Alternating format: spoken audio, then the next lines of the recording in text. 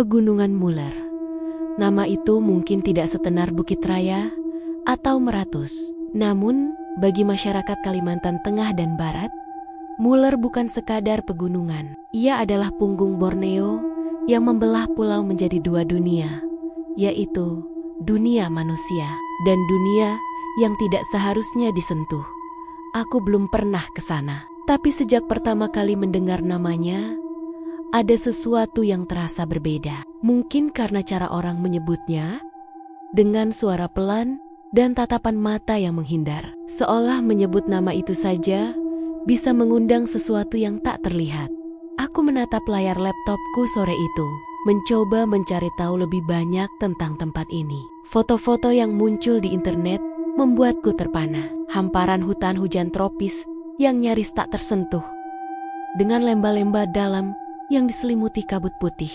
Di antara pepohonan tinggi, sungai-sungai jernih mengalir berliku seperti urat nadi bumi. Semuanya tampak begitu hidup, begitu damai.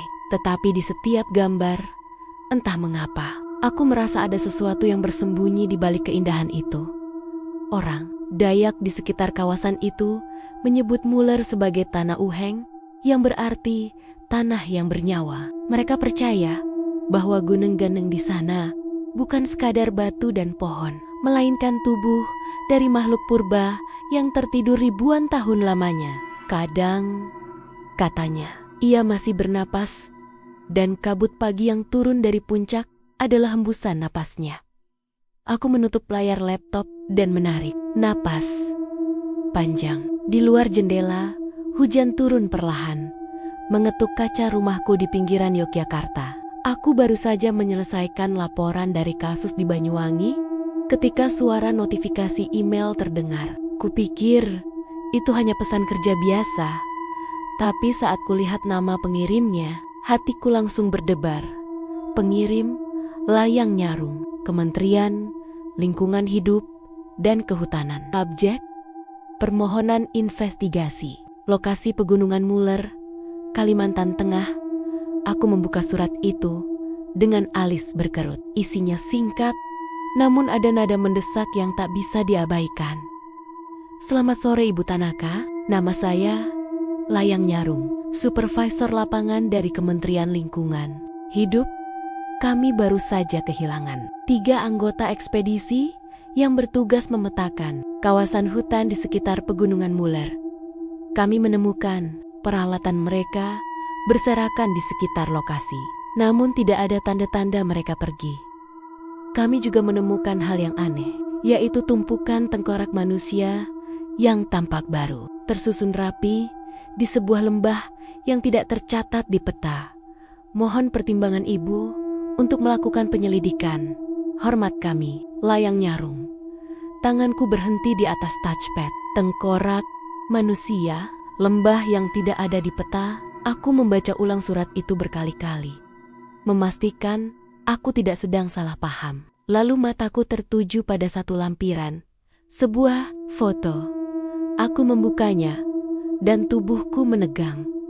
Kabut putih menggantung rendah di antara pepohonan raksasa. Di tengah gambar, ada lingkaran besar yang tampak seperti altar dari tulang belulang. Tumpukan tengkorak manusia disusun dengan rapi, membentuk pola spiral yang aneh. Beberapa masih terlihat baru, bahkan bersih, seolah dicuci oleh hujan. Tapi yang membuat napasku tercekat bukanlah itu. Di antara tumpukan itu, ada satu tengkorak yang masih memiliki bola mata. Aku menatapnya lama, nyaris tak berkedip. Bola mata itu tampak menatap balik ke arah kamera, ke arahku, dengan tatapan kosong namun hidup, seolah sadar sedang diperhatikan. Aku menelan ludah, mencoba menenangkan diri. Mungkin ini hasil editan, pikirku. Tapi saat ku perbesar foto itu, detailnya terlalu nyata. Urat halus di sekitar bola mata, kilatan cahaya kecil di pupilnya. Bukan sesuatu yang bisa dibuat dengan mudah. Di luar, angin mulai bertiup kencang, menggoyang dedaunan di halaman rumah. Suara gemericik hujan yang tadi lembut kini terdengar seperti bisikan-bisikan kecil di dinding kaca. Entah mengapa, suasananya tiba-tiba berubah dingin. Aku mematikan lampu dan hanya menatap layar. Laptop yang kini menjadi satu-satunya sumber cahaya di ruangan. Aku belum menjawab email itu, tapi aku tahu dalam hati, aku tidak bisa mengabaikannya. Selama 8 tahun menjadi detektif paranormal, aku sudah menghadapi banyak hal. Roh, entitas kuno, tempat berhantu, tetapi kasus ini terasa berbeda. Lembah yang tidak ada di peta, tengkorak yang baru, dan seseorang di dalam hutan yang mengatur semuanya seolah untuk dilihat. Aku menutup laptop perlahan. Saat itu, aku belum tahu bahwa keputusan membalas email itu akan menyeretku ke dalam mimpi buruk yang bahkan aku, seorang penyelidik dunia gaib, belum pernah bayangkan. Namun, sebelum aku beranjak tidur malam itu, sesuatu terjadi. Dari jendela kamarku, aku melihat bayangan samar berdiri di bawah hujan. Tubuhnya tinggi, kurus, mengenakan pakaian putih lusuh yang menempel di kulitnya. Aku tak bisa melihat wajahnya, tapi ia menatap ke arahku. Lalu, dalam sekejap mata ia menghilang. Aku membeku di tempat, detak jantungku menggema di telinga. Dan untuk pertama kalinya, dalam waktu yang lama, aku merasa benar-benar diawasi. Beberapa hari kemudian, aku tiba di Palangkaraya. Udara di kota itu lembab dan hangat, dengan aroma tanah dan sungai yang kental di udara. Dari bandara, aku dijemput langsung oleh seorang pria parubaya yang mengenakan seragam kehutanan. Beliau adalah Bapak Layang Nyarung.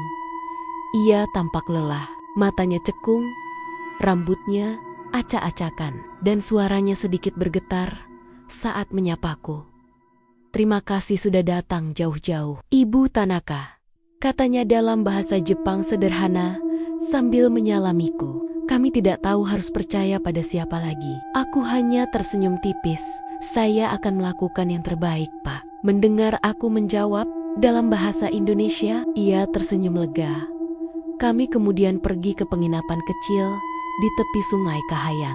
Di sana, aku bertemu istrinya yang bernama Ibu Yani. Perempuan itu berwajah lembut, dengan mata yang tampak menyimpan banyak ketakutan. Mereka tinggal di kamar paling ujung, yang menghadap langsung ke air sungai yang mengalir tenang. Tapi tenang di sini terasa aneh, seperti sesuatu yang menahan napas.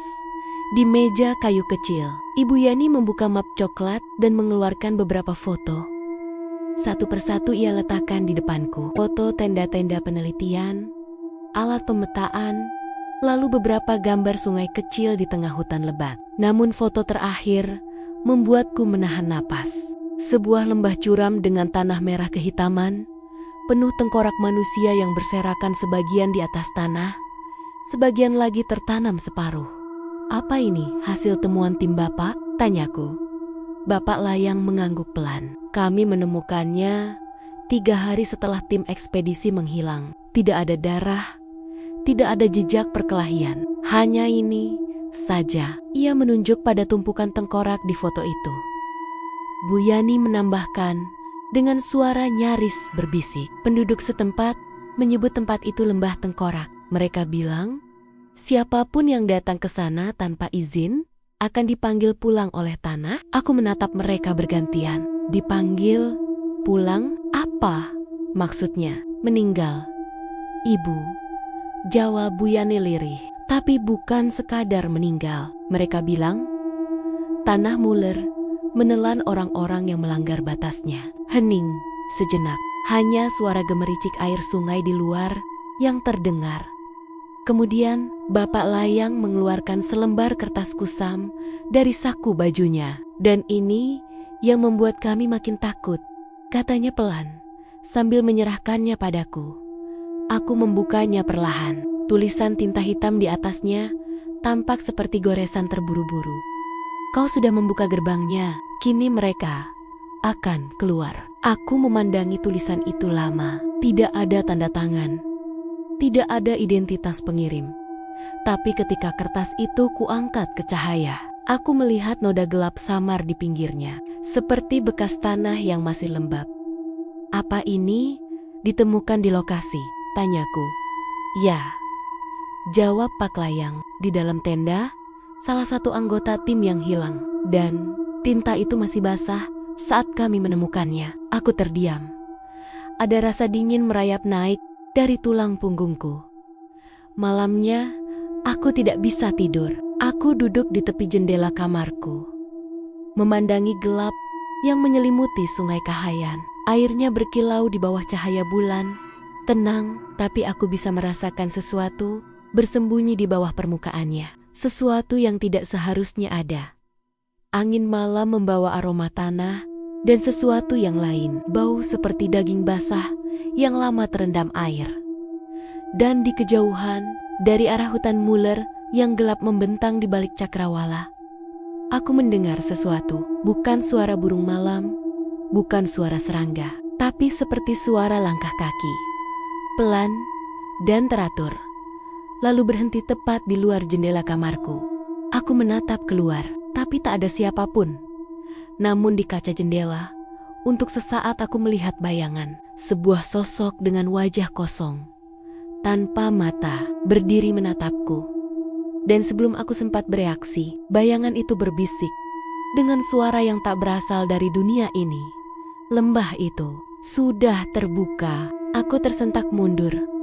Napasku memburu, tapi saat ku tatap lagi kaca itu, bayangan itu sudah menghilang. Hanya sisa embun dan garis panjang seperti bekas jari yang tertinggal di permukaannya. Aku tahu malam itu, apapun yang menunggu di pegunungan Muller kini sudah mulai memperhatikanku.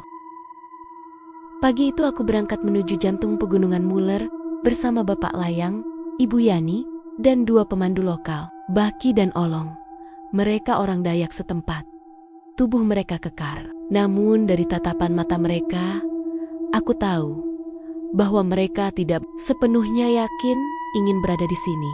Kami memulai perjalanan dari desa Tumbang Manjangan, desa terakhir sebelum jalan hutan benar-benar menghilang. Udara di sana terasa lembab dan berat. Seperti ada sesuatu di dalamnya yang menekan paru-paru. Langit mendung dan kabut tipis menyelimuti puncak-puncak pohon yang menjulang. Dari sini, sinyal tidak akan ada lagi, kata Baki sambil menyalakan rokok daun kering. Dan kalau ibu dengar suara yang memanggil nama, jangan dijawab. Sekalipun itu suara kami. Aku menatapnya, mencoba menahan rasa tidak nyaman. Apa karena roh penjaga itu? Tanyaku.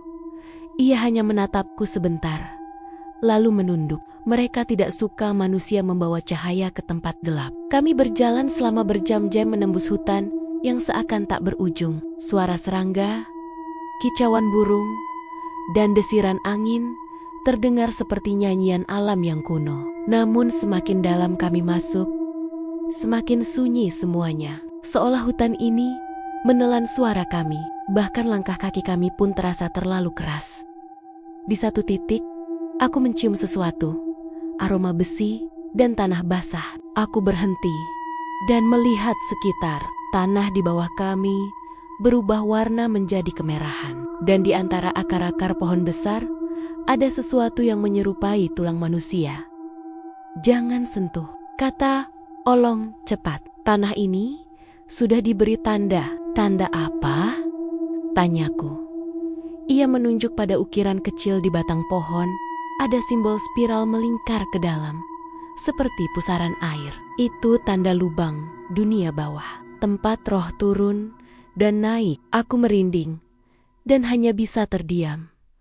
Kami melanjutkan perjalanan dengan langkah lebih hati-hati. Kabut semakin tebal hingga jarak pandang hanya beberapa meter. Aku menyalakan alat pengukur energi elektromagnetik kecil yang biasa kugunakan. Jarumnya bergetar liar. Ini tidak wajar, gumamku. Ada sesuatu di sini. Bapak Layang menatapku cemas. Apa itu berarti ada makhluk lain selain kita? Aku mengangguk pelan. Energi non-manusia, dan itu banyak sekali, jawabku lirih. Menjelang sore, kami tiba di sebuah tebing curam yang tertutup lumut. Dari atas, terdengar suara air yang jatuh deras. Ketika kami menuruni sisi tebing itu, aku melihatnya. Hamparan lembah itu, lembah tengkorak, Kabut menggantung di atas tanahnya yang gelap dan lembab. Di tengahnya, ratusan tengkorak manusia tersusun membentuk pola spiral yang sangat besar, seperti pusaran yang mengarah ke titik tengah. Sebuah lubang hitam menganga di tanah. Udara di sana begitu dingin, hingga napas kami berubah menjadi uap. Baki berhenti di tepi lembah, menunduk. Kami tidak boleh turun. Hanya orang yang dicari yang boleh masuk, katanya dengan suara rendah. Aku menatapnya, lalu menuruni lereng itu perlahan. Setiap langkah terasa seperti melangkah ke dalam dunia lain. Semakin dekat aku ke lubang itu, semakin kuat aroma busuk bercampur tanah basah. Di sekelilingku, tengkorak-tengkorak itu tampak seperti sedang menatapku. Matanya kosong tapi hidup. Aku menyalakan senter kepala, dan sinarnya menyorot sesuatu di antara tengkorak itu. Sebuah kamera video rusak. Aku memungutnya, membersihkan lumpur yang menempel, lalu menyalakan ulang dengan baterai cadangan dari tasku. Layar berkedip, dan rekaman mulai berputar. Gambar goyah. Seseorang sedang berlari di tengah kabut. Napasnya tersengal, lalu terdengar suara nyanyian perempuan dari kejauhan. Lembut namun sangat menyayat hati. Suaranya memanggil satu nama berulang kali. Layang, layang, kembalilah ke tanah. Lalu, kamera jatuh. Dalam sekejap, layar dipenuhi wajah. Sebuah wajah perempuan pucat dengan mata hitam pekat tanpa bola mata. Tersenyum lebar ke arah kamera. Sebelum semuanya menjadi gelap, aku mematikan alat itu dan merasakan bulu kuduku berdiri dari balik kabut. Tiba-tiba terdengar suara langkah kaki, pelan, mendekat dari arah lubang tengah. Aku menyorotkan senter ke sana, dan saking terkejutnya, aku hampir menjatuhkan alatku. Seseorang berdiri di tepian lubang. Sosok perempuan berambut panjang, kulitnya pucat kehijauan, matanya kosong, gaunnya lusuh, sobek di sana-sini. Tapi yang membuatku lebih kaget aja hanya nyanyaannya. Ia mirip dengan Ibu Yani. Aku melangkah mundur. Ibu Yani, suaraku nyaris tidak keluar. Ia tersenyum, tapi senyum itu bukan milik manusia. Dari mulutnya mengalir darah hitam, dan suaranya serak seperti datang dari dalam tanah. Kau sudah datang ya? Mereka menunggumu di bawah. Tiba-tiba, tanah di sekitarku bergetar. Tengkorak-tengkorak itu bergerak, jatuh satu persatu, menggelinding ke arah lubang tengah. Dari dalamnya, keluar bau busuk menyengat, dan suara yang tidak bisa dijelaskan. Seperti ribuan bisikan sekaligus, aku menarik seutas kalung jimat dari tasku. Peninggalan seorang biksu di Kyoto yang dulu menolongku dalam kasus serupa. Kalung itu mulai bergetar, dan cahaya lembut keluar dari batu hitam di ujungnya. Sosok perempuan itu menjerit keras. Suaranya melengking memekakkan telinga. Kau tidak seharusnya ke sini. Ini tanah mereka. Aku menutup telinga, lalu menancapkan jimat itu ke tanah, tepat di tepi lubang. Cahaya hitam dari kalung menyebar seperti akar, menutup pusaran tengkorak itu sedikit demi sedikit. Suara jeritan berubah menjadi raungan panjang, lalu hilang. Ketika aku menatap lagi, sosok perempuan itu sudah tidak ada. Hanya sisa kabut dan tumpukan tulang yang kini mulai retak. Namun sebelum aku sempat beranjak, tanah di bawahku runtuh. Aku terjatuh ke dalam lubang itu.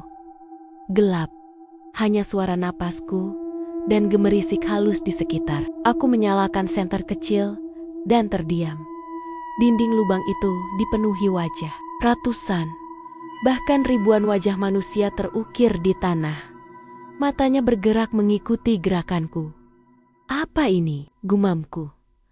Lalu satu wajah di depanku berbisik pelan, kami penjaga. Kau harus menutup pintu sebelum yang di bawah bangkit. Aku menutup mata, fokus pada mantra perlindungan yang kuingat dari guruku di Jepang. Dengan tangan gemetar, aku menggambar simbol spiral terbalik di udara, menggunakan abu dari jimatku yang terbakar. Tanah bergetar keras, dan satu persatu wajah di dinding mulai retak, berubah menjadi debu. Cahaya putih meledak di sekelilingku. Ketika aku sadar, aku sudah berada di tepi lembah lagi. Baki dan Olong menolongku bangun. Di kejauhan, lubang itu sudah tertutup seluruhnya. Tidak ada lagi kabut, tidak ada tengkorak. Yang tersisa hanyalah tanah basah dan sunyi yang berat. Ibu Yani berlutut dan menggenggam kalung salibnya sambil menangis. Mereka sudah pergi, Pak, aku bisa merasakannya. Pak Layang hanya mengangguk dengan mimik wajah tegang. Aku tidak berkomentar apapun. Aku hanya menatap ke langit yang mulai cerah. Hutan, Muller, kembali tenang. Tapi aku tahu pasti bahwa tidak ada tempat di dunia ini yang benar-benar bebas dari bayangan. Kami berlima akhirnya meninggalkan lembah itu tanpa menoleh ke belakang.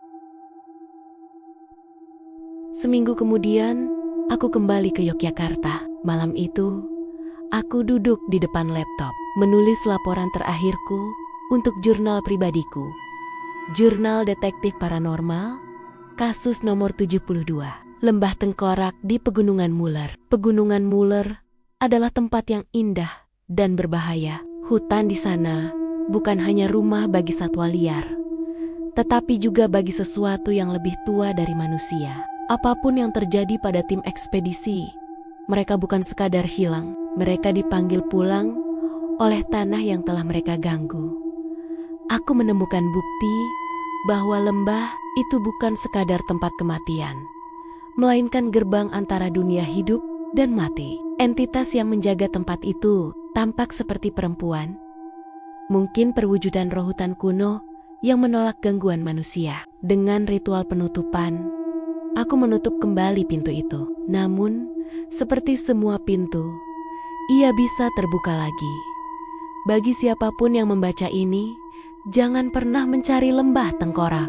Tidak semua peta dibuat untuk ditemukan, dan tidak semua rahasia harus dibuka. Aku menatap layar sejenak, lalu menekan tombol publish.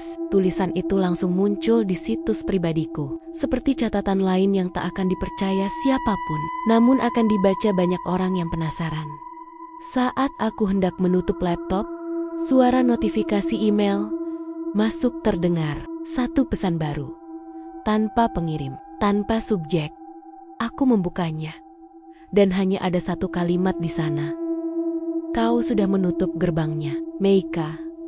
Tapi, apa kau yakin kau tidak ikut terkunci di dalamnya? Lampiran di bawahnya adalah foto diriku berdiri di depan lubang yang seharusnya sudah tertutup. Dan di foto itu, belakangku, ada bayangan perempuan tanpa mata. Ia tersenyum. Aku menatap layar itu lama, lalu mematikan komputer. Angin malam dari jendela bertiup pelan, dan di kejauhan, aku bisa mendengar samar-samar suara nyanyian perempuan. Layang, layang, kembalilah ke tanah. Seketika itu aku langsung terbayang wajah Bapak Layang dan Ibu Yani. Aku yakin mereka menyembunyikan sesuatu. Aku menutup mata. Kasus ini selesai, tapi suara itu belum berhenti.